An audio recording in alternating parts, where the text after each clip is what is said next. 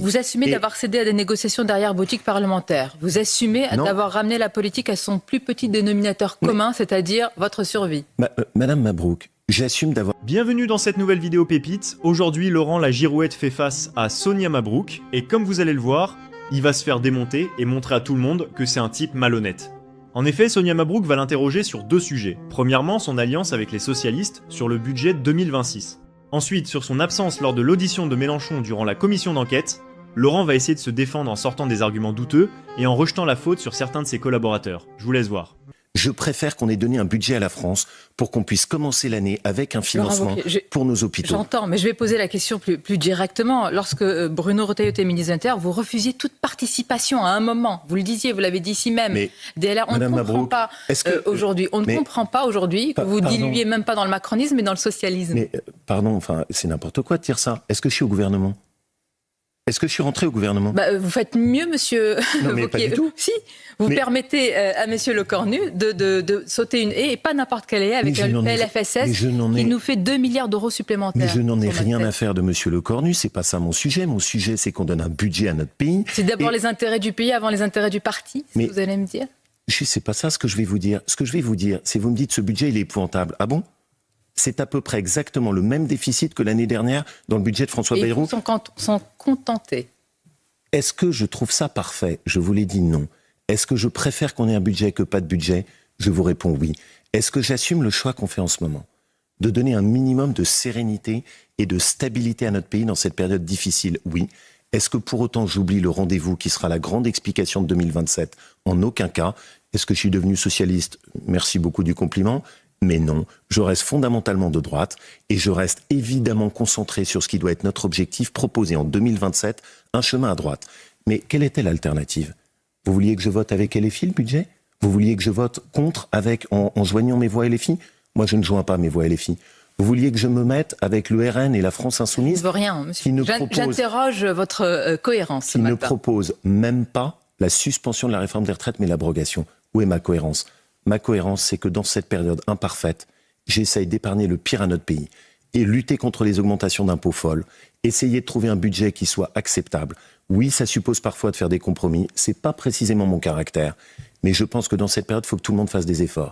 Donc la cohérence, c'est toujours la même, c'est d'essayer de trouver un minimum de stabilité et de le faire en protégeant au maximum les Français. On poursuit sur cette recherche de la cohérence sur ce différents sujets. Plus largement, Laurent Wauquiez, vous ne cessez d'appeler d'ailleurs à la clarté, au courage et à la confrontation saine des idées. Mais où étiez-vous quand Jean-Luc Mélenchon a baladé tout le monde ? Je ne vois pas d'autre expression lors de son audition dans la fameuse commission d'enquête parlementaire sur les liens supposés ou avérés avec les islamistes, celle pour laquelle vous avez tant bataillé.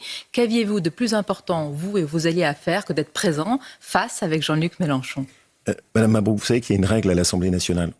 Vous assistez à une séance de une commission d'enquête si vous en êtes membre. Je ne suis pas membre de la commission d'enquête. Et ça fait partie des règles implicites dans le fonctionnement de l'Assemblée. Un président de groupe, en général, ne prend pas la conduite d'une commission d'enquête. C'est comme ça. Vous et vos alliés étaient en nombre lors de cette commission, dans cette audition en particulier ? Mais surtout, Madame Mabrouk, c'est quand même important, monsieur. Vous n'allez quand même pas tomber dans le panneau du numéro de comédien qu'a donné monsieur Mélenchon. Vous pensez qui est tombé dans le panneau, monsieur Wauquiez ? Mais je vais vous dire, parce que ce qui va être intéressant, c'est que ce rapport, il va sortir. Un numéro en disant... Personne n'a trouvé rien à dire lors de cette audition face à lui. C'est ce que nous avions noté. Et je trouve que le niveau sonore de ceux qui étaient en face n'était pas à la hauteur. Y compris dans votre camp ?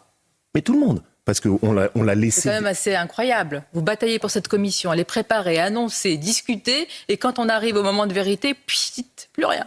Sauf que, Madame Mabrouk, ce qui compte, pardonnez-moi, c'est pas les numéros de comédiens aux écrans. C'est le match pendant le match, pas après le match. Non, ce qui compte, c'est les faits.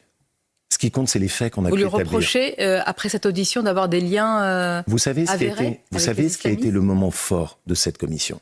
Et j'aurais aimé qu'on en parle plus. C'est Cédric Brun, ancien élu de la France Insoumise, qui a tenu à venir témoigner et qui a expliqué, lui qui les avait vus de l'intérieur, toutes les mécaniques de compromission de M. Mélenchon avec l'islamisme. Et c'est de ça dont j'aimerais qu'on parle plutôt que du numéro de comédien de M. Mélenchon. Parce que qu'est-ce qu'il a montré ? Il a montré que M. Mélenchon avait fait le choix d'être le cheval de Troie de l'islamisme. Il a montré que ça n'était pas une France insoumise qui subissait le travail de l'intégrisme musulman, mais que c'était volontaire de leur part, avec une volonté d'aller chercher une clientèle électorale. Vous trouvez qu'il a montré tout cela lors de cette audition? Ah bah oui, et j'aimerais bien. Chacun ne l'a pas vu de la même manière. Nous y avons vu un manque de répartie de la part de tous ceux qui étaient en face. Nous avions vu quelqu'un qui avait, il faut le reconnaître, une certaine habileté à répondre à toutes les questions et à contourner les sujets. Mais personne ne conteste que M. Mélenchon... quel est le but d'une telle commission? Mais c'est précisément que vous ne tombiez pas dans ce panneau et qu'on vous donne du matériel et des faits qui vous permettent sur vos plateaux de démonter le numéro de comédien de M. Mélenchon. Donc ça sera noir sur blanc écrit dans le rapport, dans la conclusion. Eh bien, ce que je vous demande, c'est aidez-moi plutôt à faire cette opération de balai masque.